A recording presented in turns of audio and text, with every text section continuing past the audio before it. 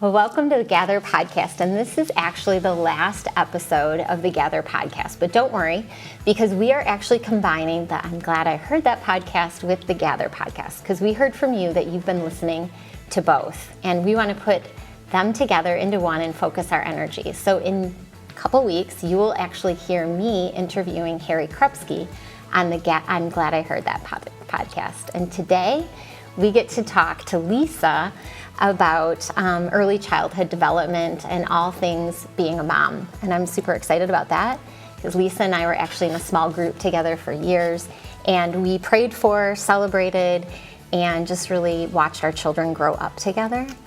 And when I was going to talk to her about today, she said, well, maybe don't introduce me as a PhD in early childhood development, because she's very humble and she wants you to know that she's in the trenches with you and has some of the same insecurities that you and I both have and had, and wants to share that too with you today.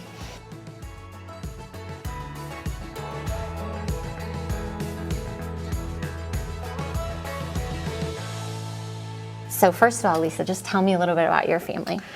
I feel like my family is probably the greatest gift God's ever given to me and blessed me with. I have a husband, Chris, who just, over the years, he has just grown closer to God and just learned how to lead us, as a family and also spiritually, and really is our guide. So I really appreciate watching him move through that. We have 4 grown children now. Oh boy, our oldest is Christopher, and he actually is done with his first year of seminary. Super exciting, and it's just awesome to see him just living out what we've known for quite some time should be his path, but he had to determine that. Becca, our oldest daughter, is actually done, and she, as she says, she passed her first year of medical school, so good to know that she passed. We do want doctors that pass. This is very helpful. So she actually passed her first year of medical school, and again, just exciting to see her moving in that direction. And then our 2 younger daughters, Jennifer and Katie, are in their undergraduate years, still trying to figure out as they move through exactly what they want to do. But regardless, it's so fun to see them just, like, you see these traits when they're younger, and then you're like, wow, those are really cool. And then to see that all, God, pull that all together into this adult that they're becoming. And so it's really kind of fun to watch and see that happen. That's so great. Yeah. So I know your family was the inspiration for your blog, and I'm just going to read the intro to your blog right now so everybody can hear that. Okay. It says, In the Moments is the name of the blog, and it says, prayerful parenting. As parents, it's important that we make the most of the moments that God has blessed us with. I am most successful when I simply connect with my children during the moments when we are already together. I created In the Moments with this idea in mind, which is so perfect because that's definitely what we teach here at Faith. It's just like while you're going along the way, in Deuteronomy 6, where it talks about, where you rise and you fall, go to sleep, when you're eating together, when you're driving in the car, all those different things that are just along the way. Yeah. So tell me a little bit more about that inspiration and how you decided on the name. Yeah, so I actually grew up in church, but didn't really know or understand what Jesus did for me. Even though I grew up my whole life in church, I didn't know that. I didn't know about having a relationship with Jesus. I just didn't know. And so then when I learned, I think we only had 2 of our 4 children at that point. And I really didn't want that for my children. I didn't want them to grow up just going to church because that was something that you checked off your box. I really wanted them to learn about God day in and day out.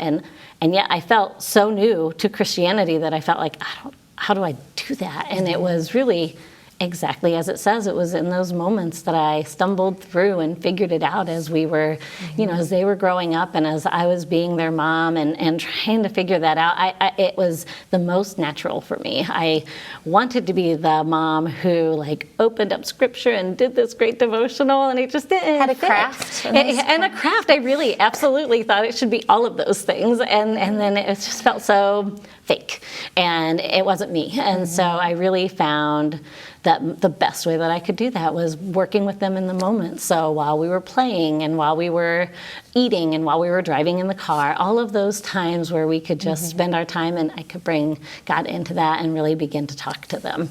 And so that is how the title came about, was just, it's simple. It's in the moments. And I've gotten a chance to read all your blogs posts, and they are wonderful. Thank you.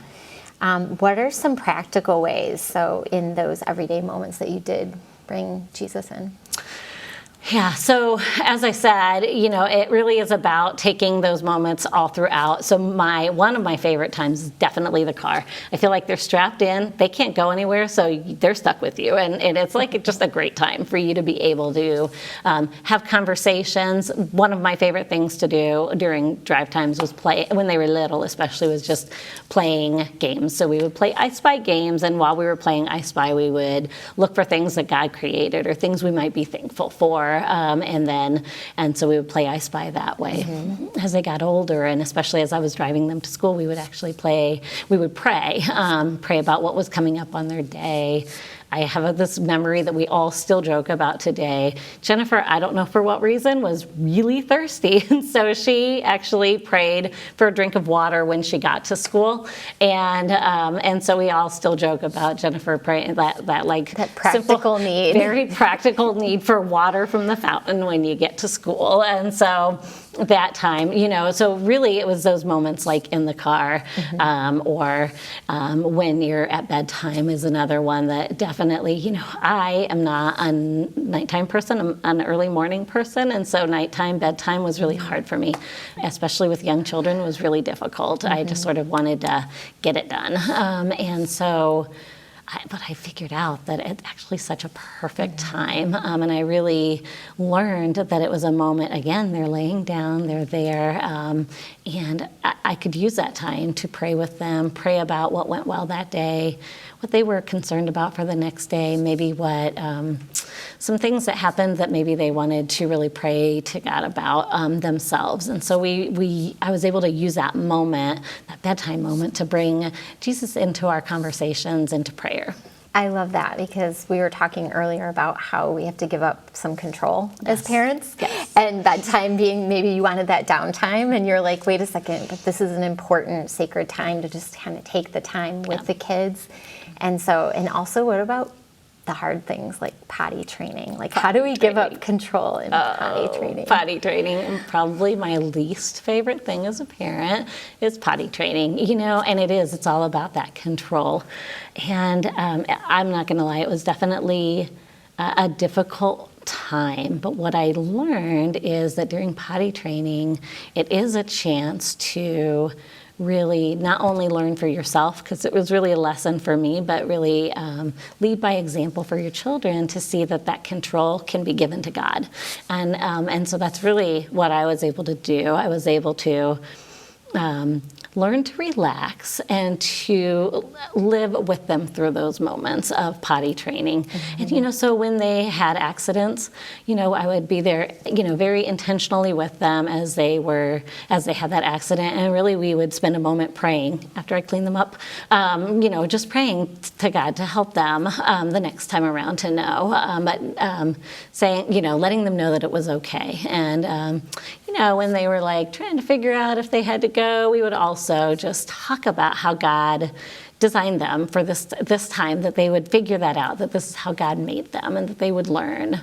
And what I learned from it is that giving up control not only helped me to learn that I could give things to God, tough parenting moments to God, but it also taught them that in those moments where they're having to learn, that I was being patient. And so they learned that God is also patient and that they can be patient. That's really good. And when they have accidents, they knew that it was okay, that I wasn't going to be angry, and that then when they figured out potty training, which was quicker with some, slow with others, when they figured it out, they knew and they learned these lessons that they could lean on God and that they would figure it out. Even if it took them a while, that they would figure it out and they could be successful. So that it's just that first moment where they get to learn those lessons. And then that really sets them up for success and our relationship up for success for the bigger things that they have to learn. It seems so big at the moment, but they have bigger things they're going to have to learn as they grow. So giving up control is so hard, but so important. Okay, so I have to catch the joke because you did say you're going to learn by example. So that means you showed them by example too, right? That's probably a good one. But some of the important things that you said is it sets up our relationship for success in the future. Yeah. And so many times I see that parents do sometimes communicate frustration. Yeah. And so it is frustrating, but maybe we need to not communicate that to the kids. Right. So I just love that you said, like, we're not going to hurry. We're just going to enjoy this time and, like, set that time aside and let go of some control. Yes. Have fun. Yeah. Yeah, right? Yeah, absolutely. We sang a song, and I don't know, I don't think I'm going to sing it, but it was called You Are a Super Duper Pooper. We'll just leave it at that. And it was lovely. And so y'all can ask Pastor Joe to sing that sometime. But yeah, my kids will love that one. Oh yeah. But yeah, it's just having fun, right? And then just letting go of that control and gaining confidence as a parent. You said some really important things there that is so good. And that goes with picky eating too. Practically, how do we handle picky eating when those are probably two of the more frustrating things? You're right. Picky eating is very difficult, and I think first and foremost, I think our instinct is to make sure they eat a lot of vegetables, that they're eating the healthy foods. And I think what we forget is that as babies, they are born, they know when they're hungry, when they're not hungry. They know when to stop eating. And as they get to that point where we're feeding them solid foods, and especially when they control what choices they have and how much they eat, we need to let them continue that.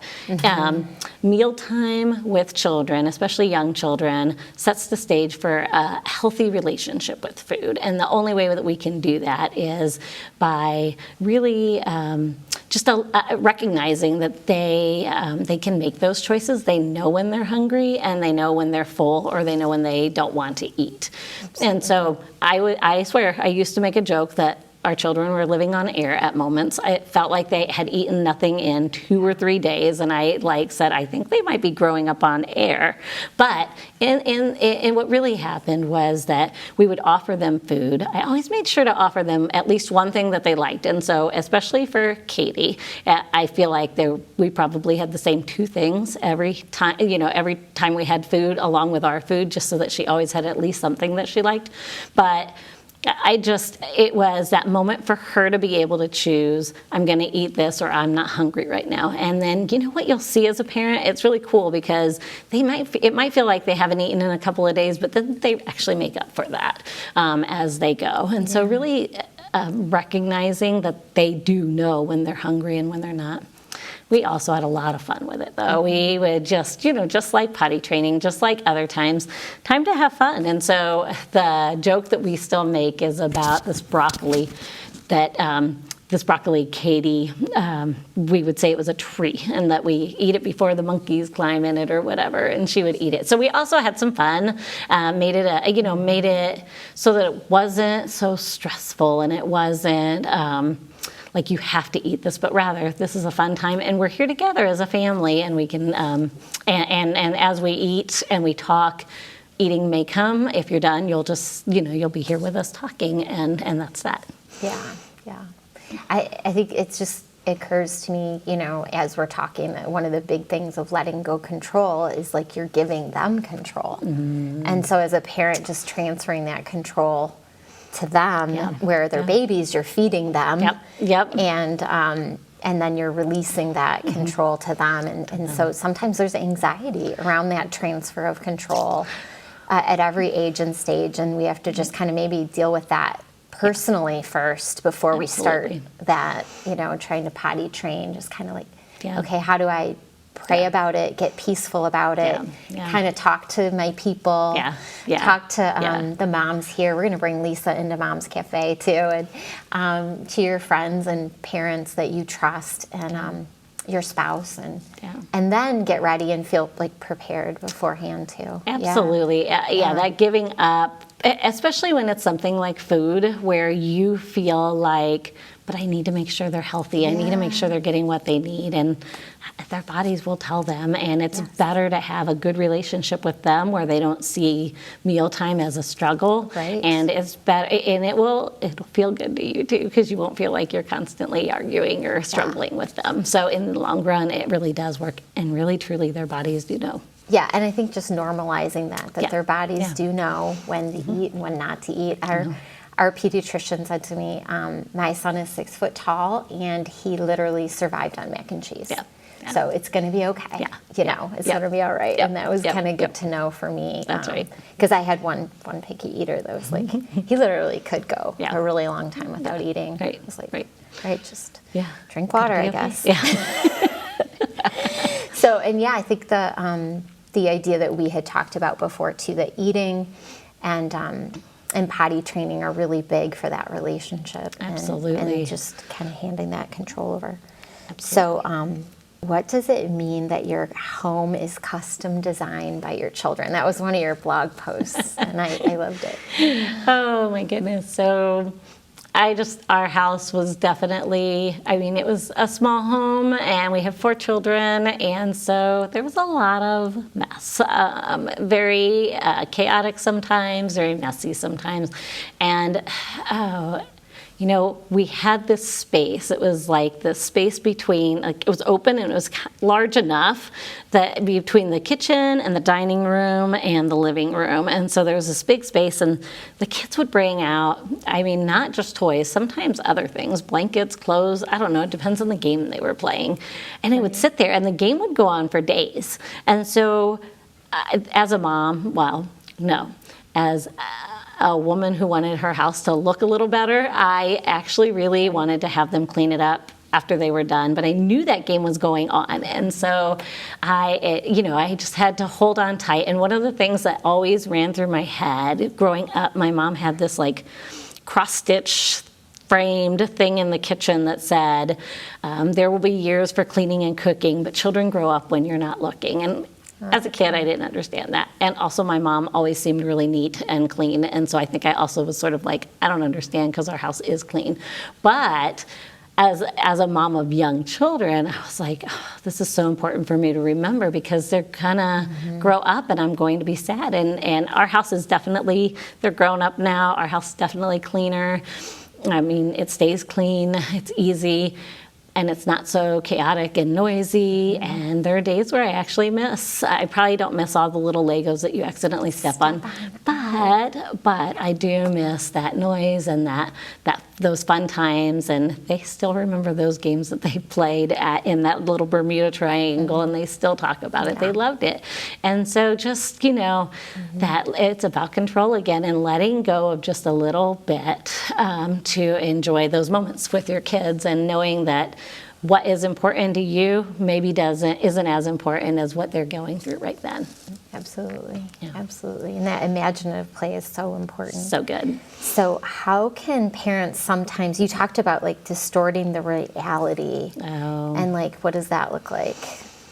So I'm assuming all parents do this. Well, I'll say all moms do this, because I think we're really hard on ourselves. So let's just say I think most moms do this, but I for sure really struggle with, I lay down at night, at the end of the day, I'm sort of sorting through my day, and I sort of start weighing, like, what went well, what didn't go well. And what's crazy is the things that didn't go well get like 10 pounds, and the things that went well get 0.5 pounds, and so I'm like magnifying those things that didn't go well to a point where I've now distorted the entire day that could have been fine, but I'm only remembering the times where I maybe didn't react with grace or with patience, and just kicking myself, and it runs through my head over and over again. And then I realized that if I were talking to a friend, I would never say, wow, you were a bad parent today. I would never say that. I would say, we all make mistakes. What can you do next time to remember, and I would help them come up with some tricks or some ideas for what they could do next. And so then that friend I would talk to at night, or that friend, I still do this, because even though it's very different things that you're thinking about, I still end my day by thinking about how our days all went. And so that friend I talked to is God, and I learned to just pray over the day, asking for him to really magnify those good things so that I can keep those and really let them light me up. And then also for strength for the next day for something. So when they were little, it was whether it was patience, that was a lot, or them to get along, or for me to handle that in a different way. And so really having a conversation with God each night about my day was much better than me deciding and giving weight to how things went, and then really kind of kicking myself for feeling like I'm not a good mom and I didn't know what I was doing. That's so good. I did the same. That time, and we think of the word confess to say you're sorry or something, but I just expressed the day and confessed the day to God, and walked through from beginning to end. And that life of confession to God, that relationship. And he does show you, that could change a little here, but it's with so much grace. And I was such a better parent to unpack my day with God, and then to say, okay, now I'm going to give you tomorrow, and I know your grace and your love is new every morning. So it's just that renewal in him. Absolutely. So good. All right. And so what are some healthy rhythms that you tended to set up with the littles in your home? So I feel like it was different when they were little, and as they grew, it changed. But really, exactly what you talked about at the beginning of our conversation about those times where we would just find. It was really about finding those times where we were together, that we could take advantage of that. And so I think I always felt it to be a little difficult when things started to change, like when one of them would start school or move to a middle school or whatever. And so it took us a moment to figure it out. And then once we figured it out, we were able to get back into another, the rhythm looked different, but it was the same thing. It was, when are we together, and how does that conversation, how does that prayer, how does that time to talk about God, talk about the Bible, what does that look like now? And what's cool is that while the rhythms changed but really stayed the same, same idea, the conversations just got better and better because they understood more, they could ask questions. And so I loved it when the conversations just got deeper and deeper. One of my favorite things was this book somebody gave me called Parenting Through Scripture. And so I think this was right around elementary time, and I could look up something that I saw them struggling with. Patience was a good one, and find, they had multiple scripture verses that would go with that. And then we would talk about one of those and really pray over that. And then, go on. So I was just paying attention to their lives and bringing scripture into it. So the older they got, the more we could dig into that a little bit more and think more about what God says about that. And then we could pray about it. So that's probably one of my favorite memories myself of I can bring the Bible into this, and it's very intentional. Right. Awesome. That's so good. Yeah. And you said too that, you really had to adjust to each age and stage, whether it's moving into middle school or high school. And right now, all the moms and dads are adjusting a lot to, online school or virtual school or all these things, but then just continuing to think, well, how do I capture these moments too? Even though we're all kind of going through stress, but sometimes when we're going through stress, those are the best times where we can say, okay, how are we going to handle this stress? And how are we going to rely on God during that? So that's so good. I agree, and I think that is such a great model for your children to see you sort of center yourself back around. And it's true, because I can only imagine, I cannot imagine being a parent, at this point in time. I just think, I have said multiple times, so glad that I'm not having, it's enough to manage children at home doing online schooling when they're college age, and I'm just trying to make sure everybody has enough bandwidth to not get kicked off of their Zoom classes. That I cannot imagine having to help your children get through. It's just tough. And so, but I do think that when we find those times, it gives that message also to our children that this is valuable enough for us to think through and set that aside. So that's good. And also to rest. I've heard a lot of parents saying, we just took a mental health day. We just took a day off, you know? So, and those rhythms of rest being built in is also a godly rhythm. Absolutely. And so, well, I'm excited to have you come to Mom's Cafe and talk I'm excited more. too. If you've liked this interview, like and subscribe to this channel, and I'll see you in a few weeks, and I'm glad I've heard that.